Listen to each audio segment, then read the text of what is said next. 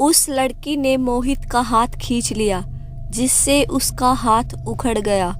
दर्द से कर्राते हुए मोहित ने जब उन लोगों को देखा तो वे लोग उस वक्त कोई प्रतिक्रिया नहीं कर रहे थे, बस एक शैतानी मुस्कान के साथ अपने अपने स्थान पर स्थित थे।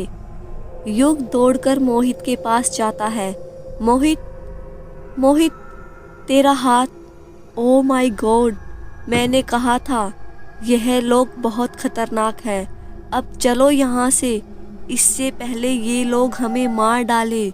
चल भाग। इतना कह के मोहित ने युग का बायां हाथ पकड़ा और भागने लगा। युग आगे आगे मोहित को पकड़े हुए भाग रहा था। मोहित ने जब पीछे मुड़कर देखा तो उसे भी अब सब कुछ दिखाई देने लगा। खौफ का वह मंजर, वह भयानक दृश्य जिसे देखकर उसकी रूह कांप गई।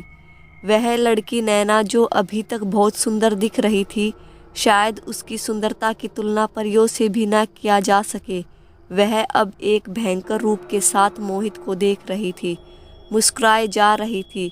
उसके इस रूप की कल्पना मोहित ने शायद अपने सपने में भी नहीं की होगी। जब मोहित ने उसे देखा तो वह अपने हाथों से इशारा कर कुछ दिखाने की कोशिश कर रही थी। वह एक दीवार की ओर इशारा कर रही थी जिस पर कुछ शब्द लिखे थे। मोहित ने वह सब पढ़ा तो उसकी आंखें फटी की फटी रह गई। उन दीवारों पर खून से बड़े बड़े अक्षरों में लिखा था, उपहार के लिए धन्यवाद। यह देखकर मोहित के तो होश उड़ गए। वे दोनों दौड़ते दौड़ते एक कमरे के पास खड़े होते हैं। युग मोहित को संभालते हुए, चल मोहित, इसी कमरे में बैठकर थोड़ा सा आराम कर ले। अपना रुमाल निकालकर उसके कटे हुए हाथ को बांध रहा था। पता नहीं आज की यह रात कैसे कटेगी, न जाने कब सुबह होगी। तुझे बहुत दर्द हो रहा होगा मोहित, अपने रुमाल को पट्टी की तरह बांधते हुए कहता है। सब मेरी गलती है, मैंने उस वक्त तेरी बात मान ली होती तो। युग उसकी बातों को बीच में काटते हुए कहता है, क्या मान ली होती? हमने भी तो निभा की बात नहीं मानी थी। अगर हम उस वक्त निभा की बात मान लेते तो आज शायद इतना कुछ हमारे साथ न होता। मोहित नम आंखों से देखकर कहता है, मुझे तो ऐसा लग रहा है जैसे यह रात अपनी ज़िंदगी की आखिरी रात होगी। युग मोहित को घूरते हुए कहता है, क्या आखिरी रात होगी? तू फिक्र मत कर, मैंने अब यह रुमाल तेरे हाथ में अच्छे से बांध दिया है। खून ज़्यादा नहीं बहेगा और सुबह बस थोड़ी देर में होने वाली है। हम सुबह होते ही हॉस्पिटल चले जाएंगे। वे दोनों बातें कर ही रहे थे कि अचानक मोहित की नज़र दीवार पर गई।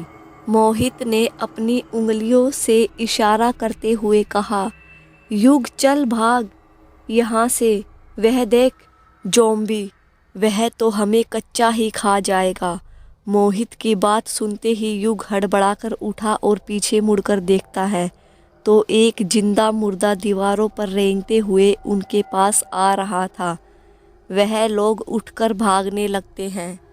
इधर किले के बाहर निभा अचेत मुद्रा में पड़ी हुई थी।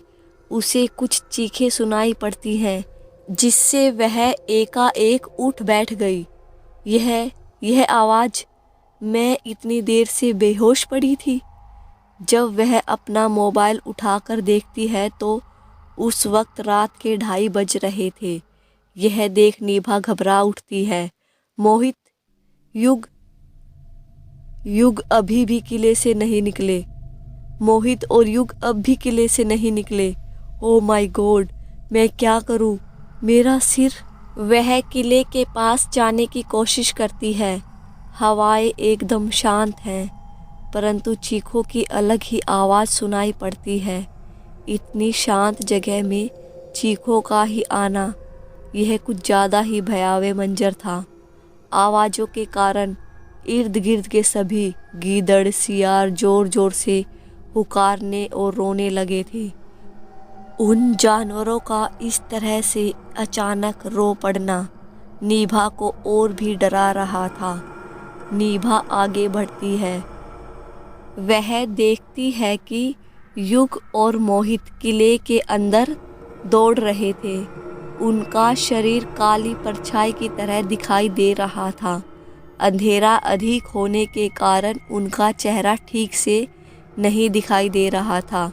उनको जिंदा देखकर नीभा की जान में जान आई और वह खुशी से उछल पड़ी। एक पल तो वह सब कुछ भूल गई कि वह किस जगह पर है और कैसी है। नीभा उनको पुकार लगाती है, मोहित, युग। आगे क्या होगा? क्या मोहित और युग बच पाएंगे? क्या सुबह होने से पहले वे तीनों वहाँ से निकल पाएंगे? क्या नीभा भी अब किले के अंदर चली जाएंगी? आगे की कहानी सुनने के लिए मेरे साथ बने रहिए। प्लीज़ दोस्तों, आप लोगों से हाथ जोड़ के प्रार्थना करती हूँ कि मेरे चैनल को ज़्यादा से ज़्यादा सब्सक्राइब करें। स्टोरी बनाने में बहुत ज़्यादा मेहनत लगती है।